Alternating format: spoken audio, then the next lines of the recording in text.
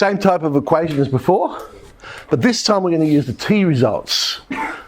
So the advantage of the t results is it turns the trig equation into a polynomial equation. And some people find those easier to solve. So same equation again as we saw before. 3 cos theta plus 4 sin theta equals 2. So I'm going to let t equal tan theta on 2.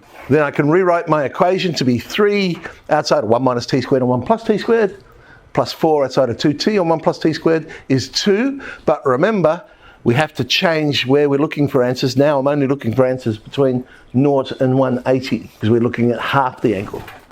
Playing around with that, eventually we get a quadratic. There it is. 5t squared minus 8t minus 1. Wouldn't it be lovely if that factorised? By the way, don't try it, it doesn't. So 8 plus or minus the square root of 84 on 10. So there's my two possibilities.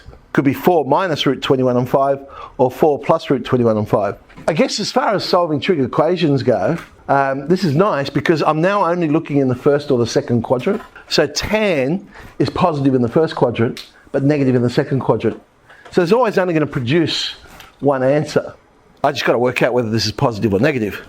4 minus the square root of 21 would be negative, right? Because we know the square root of 16 is 4.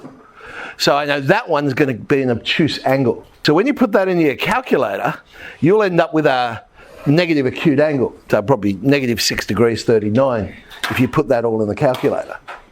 Remember, we're looking for the obtuse angle for this one. So it'll be 180 minus that. So 173.21, double it, and there's one of our answers, 346.42. 4 plus the square root of 21 on 5, that's a positive number.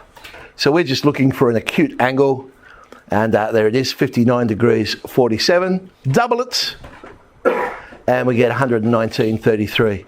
So there's the same two answers. But the thing about the t results, we always have to check whether or not 180 degrees is a solution, because we're letting t be the tan of theta on 2. Now, if theta is 180 degrees, that produces tan of 90. And of course, tan of 90 is undefined. So this method won't get the solution 180 if it is a solution. Mind you, it's a pretty easy one to check because we know the sine of 180 is 0. So really, you're just looking at the cosine function.